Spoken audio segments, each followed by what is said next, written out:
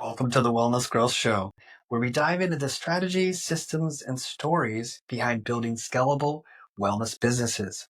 I'm your host, Scott Schumann, growth partner to wellness and health tech founders who are moving beyond one-to-one delivery and into organizations, employers, and institutions. Each week, I sit down with the people actually doing the work, founders and operators growing mission-driven platforms that create real impact and sustainable revenue. Whether you're pivoting from B2C, landing your first corporate wellness contract, or scaling into institutional partnerships, this show is here to meet you where you are with honest insights, tactical conversations, and zero fluff. Let's get into it. Today we are sitting with Chris Seville, founder of Health Bodies Physiotherapy. Welcome, Chris. Thanks, Scott. Pleasure to be here. Yes, man. So happy you are here. Chris, take us back to the beginning of your journey. Like what inspired you to start your practice and maybe share some of your initial challenges? Yeah, we have been working as a physio since 2008. I studied here in Melbourne, Australia. Finished my studies then and started work as a physio straight away. I had a great opportunity to get involved in a number of different projects, in the early stages of my career, working in a private practice here in Melbourne, also working for one of the major football teams here in Melbourne as well. And then also had the opportunity to go back and teach at the uni where I studied. So that was a good starting point, getting some experience in sport, getting some experience treating patients, and then also getting some experience educating. And it led me to try and want to create a career for myself where I had the opportunity to do all of those things in a role. And that's, I guess, one of the things that led me to starting up my own practice. Started working for myself around 2011, and we were then able to move into our own practice and start building a team from about 2013, and it's now 2025. So built up a larger, decent sized team over that period. Now employ 25 people, and we've got a number of different disciplines that we offer healthcare services for. Wow, you said 25 people. Correct. Is that in just one clinic or is that multiple locations? Yeah, so the exciting news that we've got is that we've just got our second location opening up later this year. So it'd be a spoiler alert to some people, but yeah, our team have just been made aware that'll happen, and it'll be from probably the second half of 2025. We'll have completed the fit out and be ready to go. Congratulations! Exciting! And I think you had mentioned that it's like right next door, or it's almost. Correct. Yeah, that's right. So yeah, it'll be just down the road from where we are at the moment. So we've been in the building that we're in now since 2013, and we've just started to outgrow the space. Yeah, excited to be able to continue to help more people in our local community, and Okay, this place will allow us to do that. And are you adding more services, or maybe touch on like what did you originally start with, and then what additional services did you add in the model? Yeah, so I'm a physiotherapist by trade. Physiotherapy is probably it's the largest service offering that we have. And then when I started working for myself, there was an opportunity to bring on board an exercise physiologist who had moved down from interstate. She was having her mum was unwell actually, and so she moved back from New South Wales to Melbourne and was looking for a role and approached me and ultimately joined our team.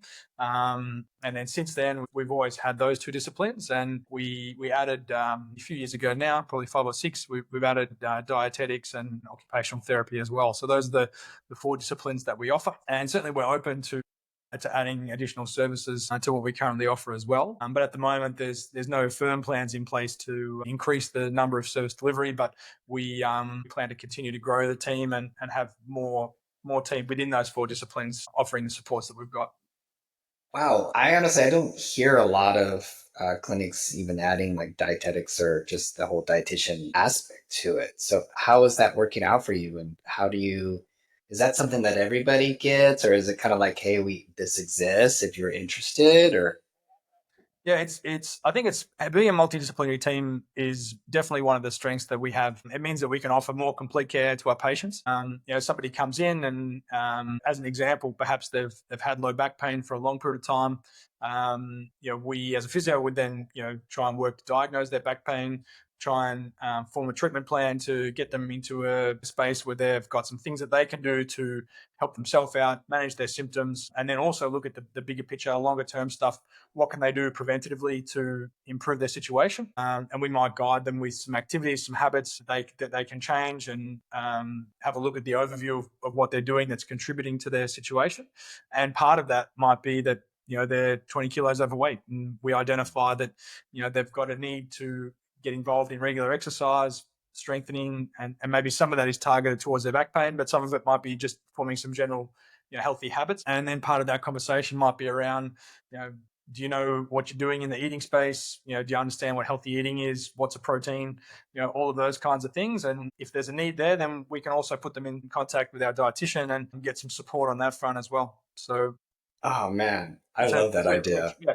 Food is so important, right? I mean, in what we're eating and in our busy lives, I know we tend to go for what's easy, what's quick, because, whether we make excuses or whatever it might be, right? Where we don't buy the food that we can cook, and we're not paying attention, like what's in the ingredients and things like that. And so just having that extra support, I think is, man, kudos. I love it. I love it.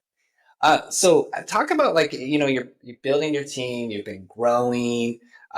Share with me, like, how do you go about, your therapist, maybe you're working more in isolation, they're all in their different rooms and they're helping out the patients. Like, how do you foster a sense of sort of teamwork and collaboration amongst your staff? Yeah, it's critically important in healthcare. I think, as you've alluded to, a lot of your day as a clinician can be spent in your room with someone coming for your help, and so a lot of your day is giving yourself. So we certainly value team collaboration and that interaction with the team, and we know that our team think that that's a really important thing that we offer here as well. So some of the strategies that we've put in place, we have regular team meetings, and we get together as a larger group.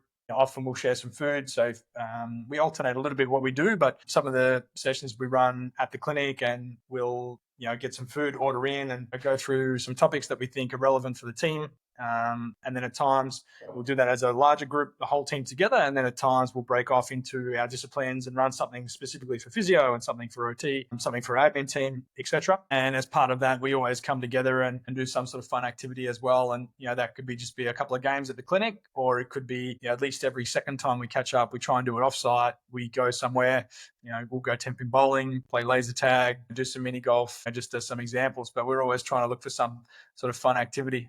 Okay. Yeah, no, I love it. Yeah, I think the bonding, even outside of work, or just having meetings and giving that, like, support, or if there's a common issue that they're experiencing, and trying to talk about, like, how are they dealing with it. What strategies or systems have you implemented to sort of enhance the communication within your team? Like, are you using software or anything, or like, how do you kind of keep in touch? Yeah, it's a really good question. It's been a challenge for us. We, as I've alluded to, we've grown from a point where we were just me, and then collected some team. We're up to 25 now. So communication for us has been something that we've needed to review how we've shared information and how we've communicated, and it's certainly evolved over the last decade. What we're implementing at the moment, I think, will be a step up from what we're currently doing, and that's we're building our own intranet site. So we're currently got one of our team working on that project. She's quite deep into that project now, and we've surveyed the team and got their input on what they think it's going to be important and relevant for us to have on that site. And it's going to do a number of different things for us, but it's going to allow a means of sort of centralizing that communication, and sharing the resources that we've got within the team. Obviously, we've got still an internal, we've got emailing, and we've got a software as a service called Asana, which helps us to manage some of the day-to-day things. And within that software, it's got some really good functionality in that you can set up these little groups, these little teams, have a task force working on something. So if there's some collaboration between our dietitians and our exercise physiologists on on a little weight loss project or something like that, then we can set up a task force around that, and that team can all share information within that medium as well. Okay, so task force within Asana. So you're setting up, like, different projects and groups and being able Correct. to collaborate and communicate. Okay, very, Yep. very Share cool. documents, delegate each other some tasks and, or, set a bunch of tasks and then you can sort of self-allocate. There's some good functionality there. Okay. So you and I had chatted before about getting patients to value their health. What strategies do you use to help patients understand the importance of investing, right, in their well-being? Yeah, I think that comes back to a few different things. I think at the part in part at the start, it's got to come back to listening. Listening to the patient, hearing what they're saying, not just with their words, but looking in between the lines a little bit as well, and really trying to put yourself in their shoes so you can understand what's important to that person. And if you can understand what's important to them, you can help them, I guess, see the value in investing their time in getting better. And then from there, it just comes back to education. It's showing them that there is a pathway to get better. Lots of patients will come in and have capped expectations about what they can do and what they can achieve. And if you show them that's actually possible to get better and here's the pathway and you set some clear steps for them, that education piece around, this is important, we can achieve it, and here's how. Often I think that the groundwork in doing that establishes buy-in. Yeah, no, education is huge and really just making them feel right a part of it. And it's not a one-time quick fix it kind of thing. Like, and there's hope at the end of the tunnel. Like, we are working on something and okay. Have you ever had, well, I'm sure you have had this, but like a challenge that you face with a patient, whether you're just getting them to engage or even do the exercises, how did you kind of overcome that? You're there to help them, they've sought help, but it's like, hey, you got to do the work. For sure. And I guess probably to go back to the last point, there's nothing fancy about it, but it comes Yeah. back to walking a mile in their shoes and educating them about the value. But one of the benefits of our clinic is that we have a few different options that we can use to assist people. We offer some one-on-one supervised rehab in our gym. We offer some group rehabilitation as well, which makes it more affordable for some patients. We've got a really good software in PhysiTrack that we use to prescribe exercise programs to patients as well. So that allows us to be able to communicate exactly what we want, show the patient some videos, or we can create our own videos of the patient doing a particular exercise, leave them some instructions. And the software also allows us to get the patient to monitor their progress. They can record how often they're doing it, and then they can share information with us through that software as well, about reported pain levels or their compliance and things like that too. So there's a few different ways that we can, I guess, work with each individual to find what's best fit for them. And so some of it comes back to being malleable, some of it comes back to education, and then having some different options for each individual, working with them to try and find what's best fit. So the software you mentioned, so are they like, is this an app on their phone or is it desktop too, or like how are they? Tell me a little bit about that. Yeah. It's got a few different functions, but essentially we use it on our laptops, Okay. most of our team, and we log in. It allows us to sync the information with the patient's file on our practice management software. And so you open it up, you find the patient, you create a program. There's some templated exercises there that are already pre-built, or you can pre-build, or you can build your own. Okay. You can create some templates and things as well if there's some commonality around what you find prescribing for different conditions, and you allocate some exercise to a patient, just like what you do if you're shopping for something online, and you're allocating the exercises to the basket, add to cart, and Okay. then you can customize the advice as well. So there's maybe pre-written instructions, but you can edit them, and then you can put in there your sets and your reps and load as well for the exercises that you're prescribing, and then you allocate it to the patient. And then they've got a couple of options. We can print them off a version. We email them a PDF. We also, the software then automates an email to them, which has a link to being able to download an app, which is free for them to use. And then the app functions, as I was saying before, they can watch the videos, they can read the instructions, they can record whether they've done them or whether they haven't. They can leave some notes in there for us to be able to view as well. And on the printed version, there's also a QR code, so they can scan that, view it in their web browser too, and so they don't have to use the app if they don't want to. So again, it's Okay.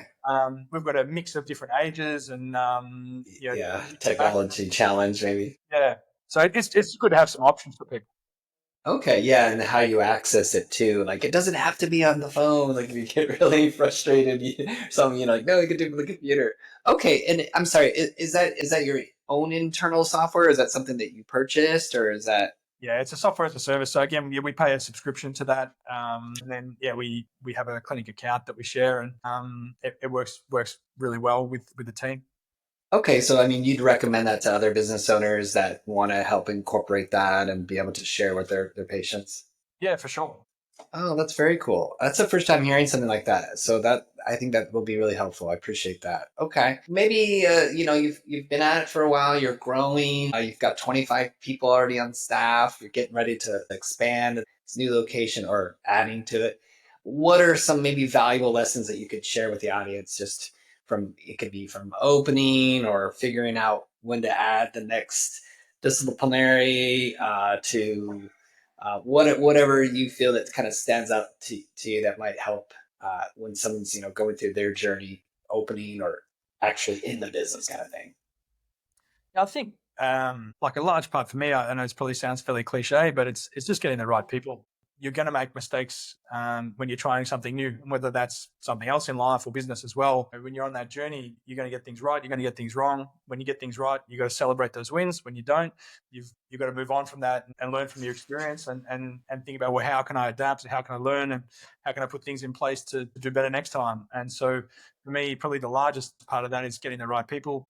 And once you've got the right people in place, working with them, educating them, investing your time in that team, that's really what I've found to be the most effective thing for, helping people and growing the business.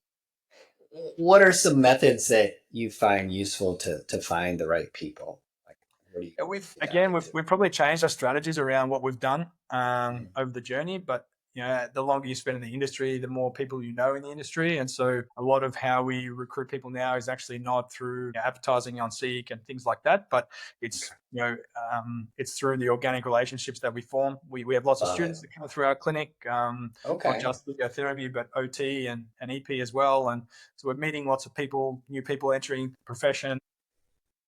Trading business cards.